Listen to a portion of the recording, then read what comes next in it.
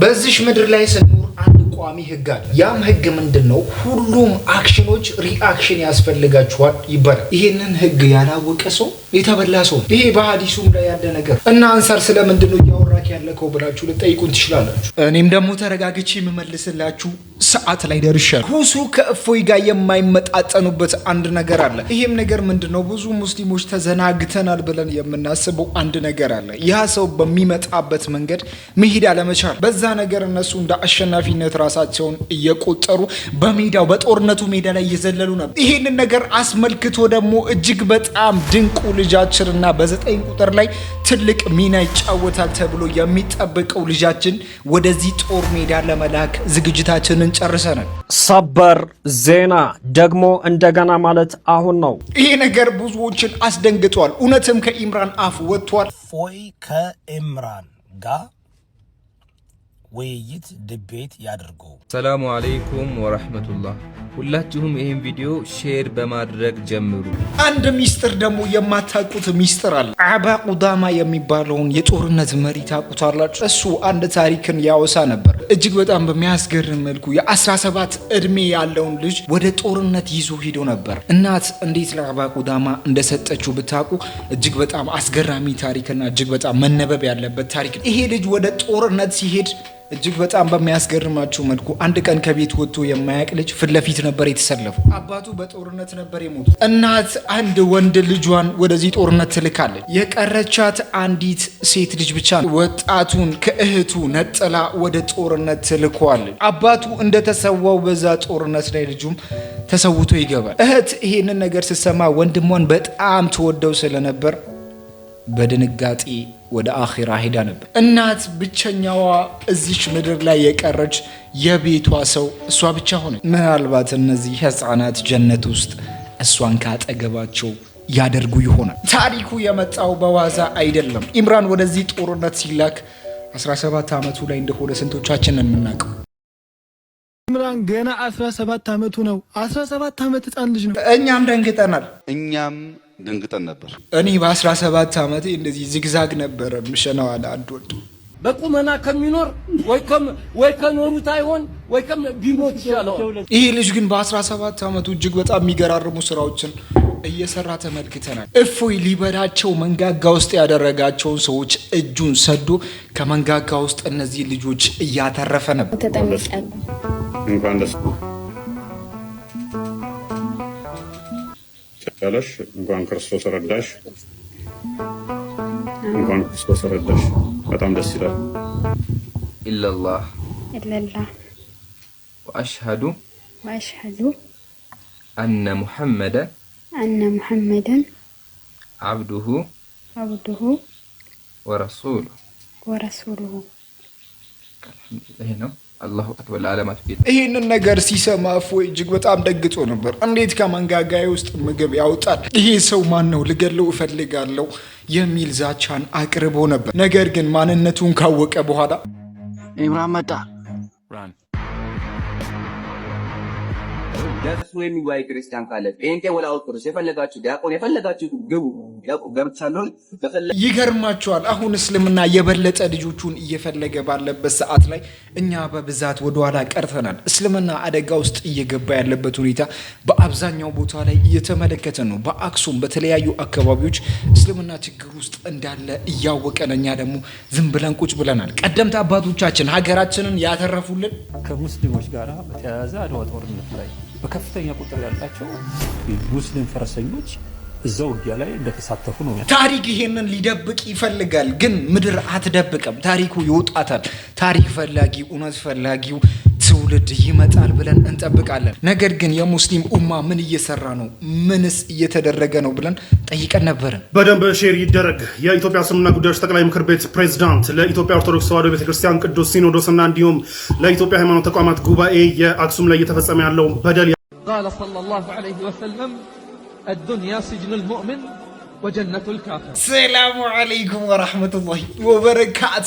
እንዴት ናችሁ? ሁሉ ሰላም፣ ሁሉ መልካም። ሰላም ነን አልহামዱሊላህ። እስኪ ላይክ፣ ሰብስክራይብ፣ ኮሜንት አድርጉ ሳትባሉ እያደረጋችሁ እስከዛሬ ለደረሳችሁ ሰዎች እስቲ ጠጋ በሉ። ከቤተሰብ ውስጥ አንድ ሰው ወደ ካዕባ ሲሄድ እዛ ጋር ጫፍ ላይ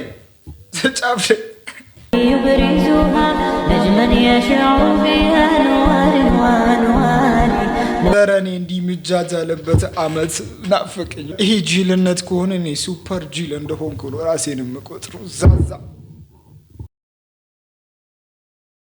ዘመዶቻችን ግን ወደ ካዕባ ቢሄዱ እንደዚህ እንላለን? በፍጹም።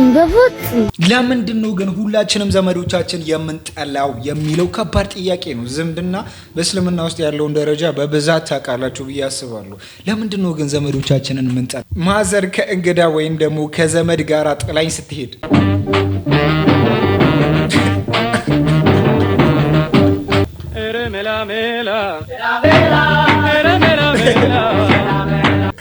ምን አይነት ነገር ውስጥ ነው የገባው? ዘመዶቻችን ለምን እንደምንጠላ ብቻ አልገባኝም። የዘመዶቻችሁ ልጆችም እናንተም እንደዛ ይጠላሉ የሚለውን ደግሞ መርሳት የለባችሁም። የዘመዶችሽ ቤት እየተቃጠለ ነው ድረሺ ስትበይ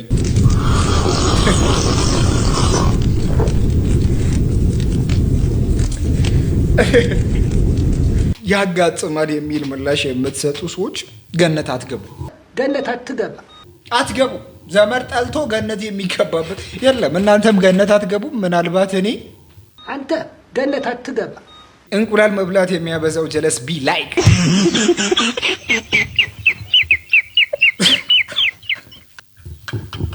የታቀፈ እንቁላል ይመስለኛል። ዛሬ ሆስፒታል ሄደን ነበር። ያው ልጃችን ሴት ናት ተብላለች። ወንዶች ተሸንፈናል። ቀጣይ ሞክር ተብያለሁ። ይኸው በሚያሳዝን መልኩ ተሸንፈናል። በዝረራ ወንዶች ተሸንፈናል። እኔ የለሁበትም። ወንዶች ግን ተሸንፋችኋል። አንድ ሰው እንዴት እናንተን ሊያሸንፍ እንደሚችል አላውቅም። ብቻ ወንድነታችሁ ግን እኔ ይገርመኛል። ከዛሬ 4 ዓመት ወይም 5 ዓመት በፊት ኡስታዝ ሳዳት ከማል አንድ ነገር ይናገራል። አህባሾች ዲን አፍራሽ ናቸው ብሎ ደምድመው ተናግረው ነበር። ይሄንን ነገር እኛ ብዙዎቻችን ብዙ ችግር እስልምና ላይ ያመጣል፣ ብዙ ፊርቃዎች ይፈጠራሉ፣ ብዙ ልዩነቶችን ፈጥረን እስልምናን እናስበላለን ብለን እየፈራን ነበር። ነገር ግን እነሱ አሁን እያደረጉ ያሉትን ነገር በሰማችሁ ለምሳሌ የኔን አላህ አይደለም ሊወክል ይቀርና አንተ ራሱ አለመጠየቅህ እዚህ ላይ ልይዝህ እፈልጋለሁ። ይሮጣል ሲል ወዴት ይሮጥ አትለውም እንዴ? ወዴት ነው የሚሮጠው ነበር መልስ የሚያስፈልገው። እኛ ጋር የሚሮጥ የሚወርድ የሚሰቀል አካል ያለው አምላክ የለን። ኡስታዝ ልክ ነበር። ከቆየ ነው የገባኝ። ሁሱ ምን ለማለት ፈልጎ ነበር? አላህ ይሮጣል ምናምን ስትል ነበር። ወዴት ነው የሚሮጠው? እሱ ነገር ግልጽ ብታደርግልኝ ደስ ይለኛል። ያው እኔም እየተማርኩ ስለሆነ ማለት ነው። እሺ ላስረዳህ እያልኩት ላስተምርህ ልመልስልህ እያልኩት አይ አልፈልግም ይሮጣል አሮጥም ብለን ብቻ ነገር ብለው ሄደ ልጁ። ያን ነገር እኔ ላስረዳው ነበረ፣ ደግሜ ላስረዳችሁ። ሐዲስ ላይ ምን ይላል መሰላችሁ? ሐዲስ አልቁድሲ ላይ አላህ ሱብሓነሁ ወተዓላ በነቢዩ ሰለላሁ ዐለይሂ ወሰለም በኩል ሲናገር ባሪያዬ ይላል ወደ እኔ በስንዝር ያክል ከቀረበ እኔ ወደ እርሱ በክንድ ያክል እቀርበዋለሁኝ አለ። ባሪያዬ ወደ እኔ እየተራመደ ከመጣ እኔ ደግሞ ወደ እርሱ እየሮጥኩኝ እቀርበዋለሁኝ አለ። አሁን እኛ ወደ አላህ ስብሐነሁ ወተዓላ ስንሄድ ጊዜ ማለት ነው እየሄድን እየተራመድን ወደ እርሱ መሄድ ማለት ነው ወይ? አይደለም። ታዲያ ምን ማለት ነው? አምልኮ በመስራት ወደ እርሱ መቃረብ ማለት ነው፣ ወደ እርሱ መሄድ ማለት ነው። ኢብራሂም ዓለይሂ ሰላም በሱረቱ ሷፋት ላይ ምን አለ? ወቃለ ኢኒ ዛሂቡን ኢላ ረቢ ሰየህዲን፣ እኔ ወደ ጌታዬ እሄዳለሁ አለ ኢብራሂም። ታዲያ ወደ ጌታ ይሄዳለሁ ሲል እንደው እየተራመደ እየሄደ ማለት ነው? አይደለም። አምልኮ በማብዛት ወደ እርሱ ቀርባለሁ ማለት ነው። ስለዚህ እኛ አምልኮ በመስራት ወደ እርሱ በቀረብን ቁጥር ከእኛ እጥፍ በሆነ መንገድ እርሱ ወደ እኛ ይቀርባል ማለት ነው። አያችሁ፣ በስንዝር ያክል ባሪያ ወደ እኔ ከቀረበ በክንድ ያክል እኔ ወደ እርሱ ቀርባለሁኝ አለ። ክንድ ምንድን ነው? የስንዝራችሁ እጥፍ ነው። ወደ እኔ እየተራመደ ከመጣ ባሪያዬ እኔ ወደ እርሱ እየሮጥኩኝ ይቀርበዋለሁኝ ያለ አላህ። ወደ አላህ እየተራመድን ስንሄድ ማለት ልድገመው፣ እኛ እየተራመድን እንዲህ መሄድ ማለት አይደለም። በመንገድ ላይ አምልኮ በመስራት ወደ እርሱ መቅረብ ማለት ነው። ከዚያስ እኛ ከቀረብነው በላይ እርሱ ደግሞ ወደ እኛ ይቀርባል በጸጋው በምህረቱ። ገብቶሻል አይደለ? ያለ ማለት ነው። ይሄን ላስረዳ ያልኩት ነበር። አይሆንም ማለት ምን ማድረግ አይቻልም።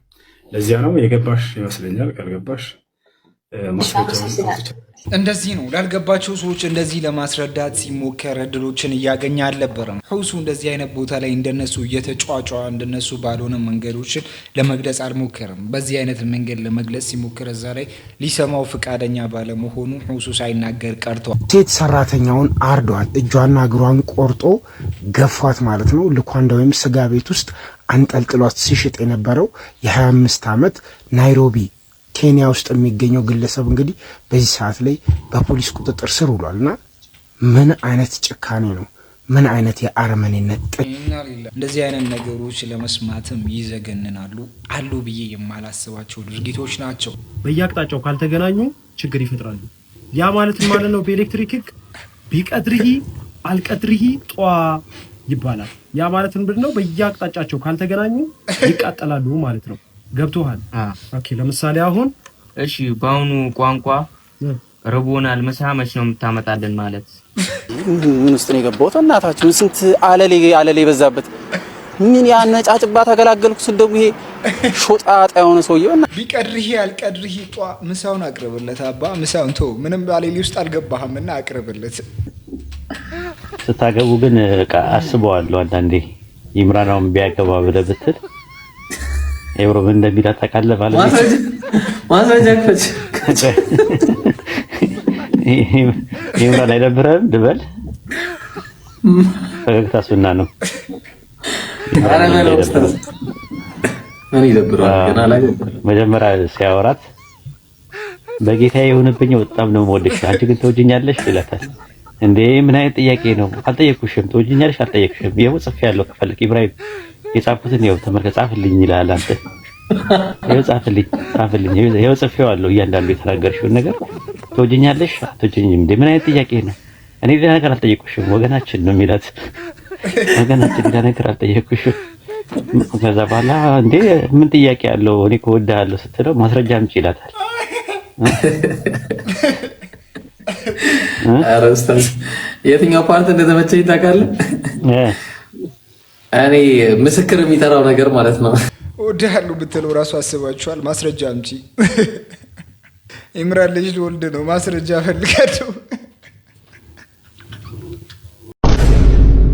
ነገር ግን አሁን ለማግባት ችግር እየሆነ ካለው ነገር ውስጥ አንዱ ምንድነው የሚካፕ ጉዳይ ነገ እንመለስበታለን። አንድ እጅግ በጣም የሚያስገርም ቪዲዮ ተመልክቼ ነበር። በጣም ረጅም ስለሆነ ይህንን ነገር ላመጣ አልቻልኩም። እጅግ በጣም በሚያስገርም መልኩ እመማ ወዴት እየተቀየሩ እንደሆነ አልገባኝ። ማዘር ዛሬ የእራት ፕሮግራም ስለነበረባቸው በጣም ቀለል ያለ ሜካፕ እንድሰራቸው እኔ ጋር መጥተው ነበረ። እንደባቸውን እንደዚህ ካስተካከልኩኝ በኋላ ወደ አይሻ ዶኔ ሄድኩት። በጣም ቸኩለው ስለነበረ ሙሉ ፕሮሰሱን አልቀረስኩላችሁም። ስልክ ቁጥር ደውሉልን። መጨረሻው ይሄንን ይመስላል። ለማንኛውም ፕሮግራም ሜካፕ ሂናና ሜሽ መሰራት ከፈለጋችሁ ወይም ደግሞ አላህ Subhanahu Wa Ta'ala ሴት አድርጎ መፍጠሩ ብቻ በቂ ነው። ከዛ በኋላ ያለውን ነገር ወይ ጥሩ ተናገር ወይም ዝም በል። እጅግ በጣም ሲጠበቅና ሲጓጓለት የነበረው ጦርነት ለመድረስ ጥቂት ቀናቶች ወይም ደግሞ ጥቂት ጊዜያት እንደሚቀር እየተነገረ ነው የሚገኘው። ሰበር ዜና ደግሞ እንደገና ማለት አሁን ነው። ወንድማችን ኢምራን ለፎይ ድጋሚ የውይይት ጥሪ በይፋ አቅርቧል። ሙስሊም ሆናችሁ በሙሉ እንዲደርሳቸው በደንብ ሼር፣ ኮፒ ሊንክ፣ ሪፖስት እያደረጋችሁ አዳርሱት። በሰሞኑን ባለው አየር ሁኔታ ድጋሚ ዋርኒንግ ሰጥቶኛል። በደንብ ኮፒ ሊንክ ይደረግ። ወደ ቪዲዮ ፎይ ከኢምራን ጋር ውይይት ድቤት ያድርጉ። ሰላሙ አለይኩም ወራህመቱላህ። ሁላችሁም ይሄን ቪዲዮ ሼር በማድረግ ጀምሩ። ያው ካስታወሳችሁ በባለፈው ውይይት ይህ ዲያቆን እኔ ጋር ሊወያይ አልቻለም ነበረ። ከገባ አልወያይም ብሎ ወጥቷል። አሁንም በድጋሚ እኔ ፊት መጥቶ እንዲወያይ ያው ኦፊሻሊ የውይይት ጥሪ አቅርቤለታለሁ። ኢዮዳብ እንዳለው ኢዮዳብን ካልፈለገ ችግር የለውም ከሆስት ለመወያየት ዝግጁ ነኝ። እኔን እስከመቼ ፈርቶ በሚያወራው እውነተኛ ከሆነ ክርስቲያን ወገኖቻችን እኔ ጋር መጥቶ ፊት ለፊት እንዲወያይ አድርጉ። ይሄን ቪዲዮ ሁላችሁም ሼር አድርጉ። ወሰላሙ አለይኩም። እንደተመለከታችሁት ነው። እኔ ምንም መናገር አይጠበቅብኝም። ሙስሊሞች በደንብ ሼር ይደረግ። እጅግ በጣም በሚያስገርም መልኩ ደግሞ ሁላችንም ሰርፕራይዝ የሆንበት አንድ ጉዳይ አለ። እሱ ምንድነው? ልጁ ገና የሃይስኩል ተማሪ እንደሆነ ደርሶናል። እስቲ ገና 17 አመቱ ነው። 17 አመት ህፃን ልጅ ነው ኢምራን። ዋት 17 አመቱ ወላሂ ስሙ ወላሂ 17 አመት። ወላሂ ተማሪ ነው። ሃይስኩል ተማሪ 17 ዓመት ህፃን ልጅ ነው እንደዚህ የሚያወራው? አዎ ሃይስኩል ተማሪ ነው ኢምራን።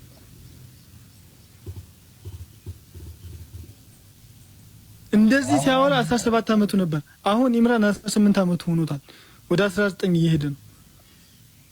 እንደዚህ ገርፎ ደሴም በሆነ ኢነርጂ አስለቅሶ ስለሚልከው በነገር ላይ ገርፎ ይሄውን ኢምራን ያወራው አሁን ነገሩ እየተመቻቸ ይመስለኛል። በምን አይነት ቋንቋ ሊያናገረው እንደሚችለው እሱም ጠንቅቆ ስለሚያውቃችን ቋንቋ ራሱን ብዙዎቻችሁ መጽሐፍ ቅዱስ ለማታነቡና ወይ በዌስተርን ሀገራት ያለውን ድቤት ለማታዩ በዚህ ደረጃ ነው ትክክል ነው ያደረገው።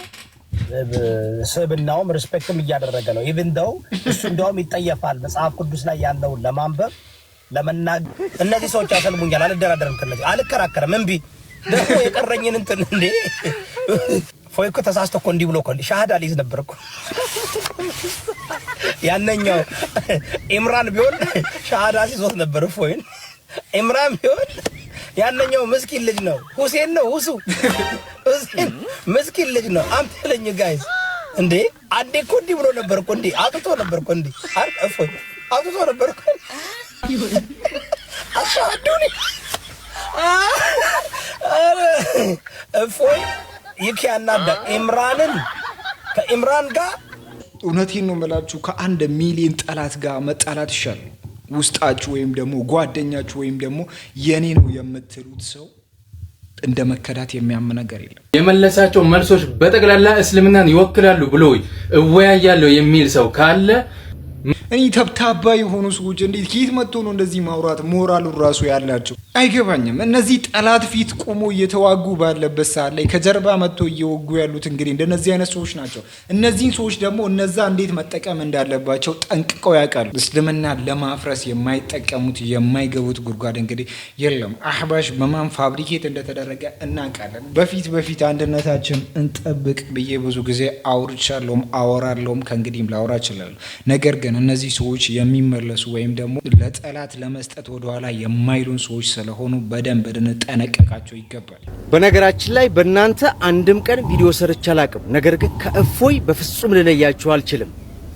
አንድም ቀን አህባሽ የሚለውን ቃል ተጠቅሜ እናንተ በምታራምዱት ፕሮፓጋንዳ አንድም ቀን ቪዲዮ ሰርቼ አላቅም። ነገር ግን ሁሱ በተናገረው ነገር ከዳር እስከ ዳር ተነስታችሁ ከእፎይ ጎን ቆማችሁ ሁሱን ለመጣልና የበታችነት እንዲሰማው ለማድረግ የሞከራችሁ የእስልምና ጠላቶች ብያችኋለሁ። ይህንን ቪዲዮ በደንብ አድርጋችሁ ሼር ላይ ኮምፕሊት ሪፖስት አድርጉት። በነገራችን ላይ አካውንቴ በጣም እየተመታ ነው። ምንም አይነት ሪስትሪክት ምናምን የለብኝም፣ ጥፋት የለብኝም። ቪዲዮዎች ከ7 በላይ ጠፍተውብኛል። ስለዚህ ሙስሊሞች ይሻላችሁትን አድርጉ እያልኩኝ እንግዲህ ሰሞኑን ሁሱ ስለ አላህ ባህሪያት የገለጸውን ቪዲዮ ብዙዎች እየተነጋገሩበት ይገኛሉ። አላህ እጅ አለው እግር አለው ምናምን። እናንተ ማሰብ ያለባችሁ ነገር ጥያቄ የመጣለት ማን ነው? እፎይ ነው። እፎይ በደንብ አድርጎ የእስልምናን ደካማ ጎን መፈለግ የሱ ባህሪ ነው።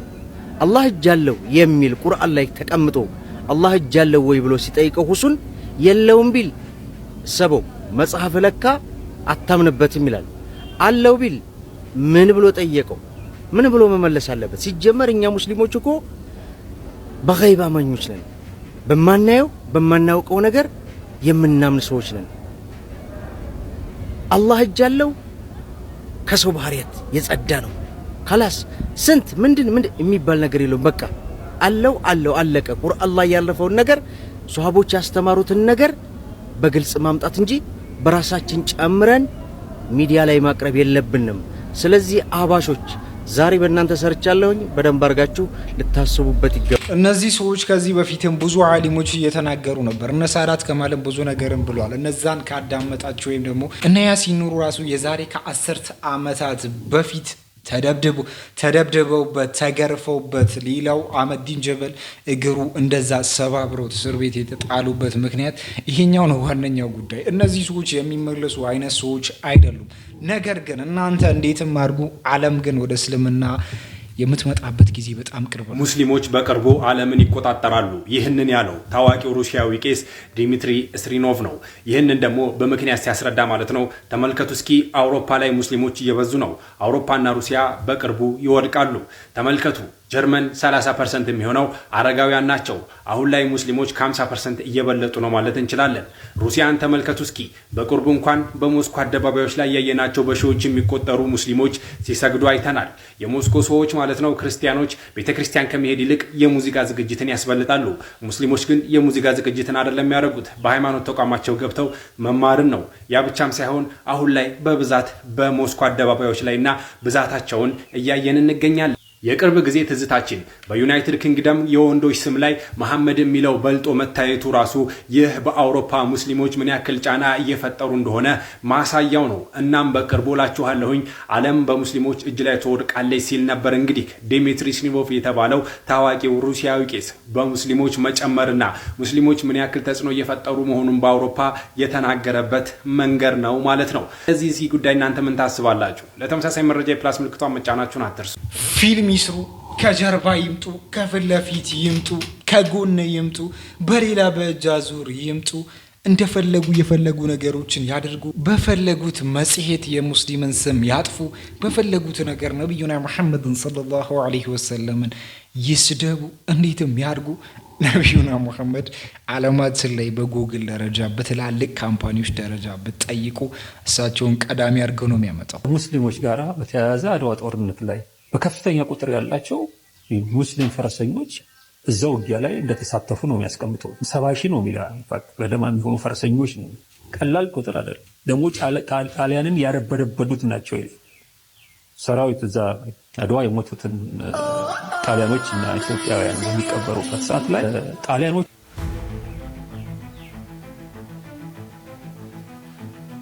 በደንበኛ ተደራጅተው የምኒልክን ፈቃድ ወስደው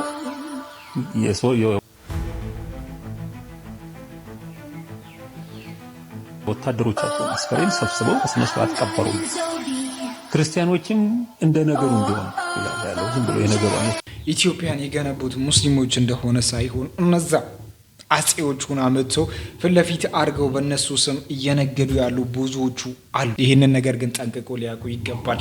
አክሱም በአሁኑ ሰዓት ላይ ምን ትመስላለች? እንዴትስ ናት? መጅሊስስ ምን እያለ ነው? በደንብ ሼር ይደረግ። የኢትዮጵያ እስልምና ጉዳዮች ጠቅላይ ምክር ቤት ፕሬዝዳንት ለኢትዮጵያ ኦርቶዶክስ ተዋሕዶ ቤተክርስቲያን ቅዱስ ሲኖዶስና እንዲሁም ለኢትዮጵያ ሃይማኖት ተቋማት ጉባኤ የአክሱም ላይ እየተፈጸመ ያለውን በደል ያወግዙ ዘንድ ጥሪ ካቀረቡ እነሆ ዛሬ 11ኛ ቀን ሆኗል። በዚህ 11 ቀን ውስጥ ግን በሁለቱም ተቋማት በኩል ምንም አይነት ውግዘት አልተሰማም። የኢትዮጵያ ኦርቶዶክስ ተዋሕዶ ቤተክርስቲያን ቅዱስ ሲኖዶስን የሚመሩት ፓትርያርክ መግለጫ ሰጥተው ነበር። በዚህ 11 ቀን ውስጥ የሰጡት መግለጫ ግን በአክሱም ጉዳይ ሳይሆን ሳውዲ ውስጥ ያሉ ኢትዮጵያውያን ሞት የተፈረደባቸው ኢትዮጵያውያን ይህ ፍርድ እንዳይፈጸምባቸው ሃይማኖት ተቋማት የሃይማኖት አባቶች ጣልቃ ገብተው ምህረት እንዲደረግላቸው እንዲሰሩ ጥሪ አቅርበዋል። ይህ ከአንድ የእምነት አባት የሚጠበቅ ጸዴ ስራ ነው፣ ተመችቶናል። ነገር ግን እዚሁ አገር ውስጥ ደግሞ እየተደረጉ ያሉ በደሎችን ግን ምንም እንኳን ጥሪ ቢቀርብላቸውም እስካሁን ድረስ ባላየ ማለፋቸው ግን ጥያቄ የሚያነሳ ነው። ለማንኛውም በቅዱስ ሲኖዶስ በኩል እስካሁን ድረስ ምንም የተባለ ነገር ባይኖርም ግን እሳቸው የሚመሩትን እምነት ስር ተለጥፎ እንደዚህ አይነት በደል እየሰራ ያለው ጽንፈኛ ኃይል ግን እንደውም ብሎ ጭራሽ ከተማዋ የኔ ብቻ ነች፣ ቅዱስ ከተማ ነች፣ ሌላው አይመለከተውም የሚል አቋም እንደያዘ ታውቋል።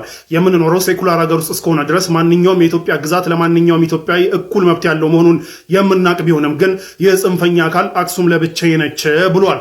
ይህ ማለት እንግዲህ ይህ ጽንፈኛ አካል ይህን የማድረግ መብት ካለው በሌላው እምነት ደግሞ ሌላው ተነስቶ እንግዲህ ይህ ከተማ የኔ ብቻ ነች ማለት መብት አለው ማለቱን የሚያስይዝ ነው ከወዲሁ ሀይ ካልተባለ። ለማንኛውም በቅዱስ ሲኖዶሱ በኩል ምንም የተባለ ነገር ባይኖርም ግን የተመሰረትኩለት ዓላማ በሃይማኖቶች መካከል መከባበር እንዲኖርና እንዲሁም መቻቻል እንዲኖር እንዲሁም ችግሮች ከተፈጠሩ ደግሞ ችግሮች ወደ ግጭት ሳያመሩ ለመፍታት ነው የተቋቋምኩለት ዓላማ እያለ በየጊዜው የሚምለውና የሚገዘተው የኢትዮጵያ ሃይማኖት ተቋማት ጉባኤ ጥሪ ቀርቦለት የነበረ ቢሆንም እሱም በ11 ቀን ውስጥ በዚህ 11 ቀን ውስጥ ምንም አይነት ውግዘት አላሰማም። ይህ የሃይማኖት ተቋማት ጉባኤ በመጅሊሱ ፕሬዝዳንት በኩል ይህንን ጉዳይ ውስጥ አልቃ ገብቶ ለመፍታት በመጅሊሱ ፕሬዝዳንት በኩል ጥሪ ሊቀርብለት የማይገባ የነበረ ቢሆንም የተቋቋመለት ዓላማ ይህ መሆኑን ተከትሎ እንግዲህ ይህ ጽንፈኛ አካል የሃይማኖት ተቋማት ጉባኤ ውስጥ ባለ አንድ እምነት የሃይማኖት ተቋማት ጉባኤ አባል በሆነ አንድ እምነት ስር ተለጥፎና በዛ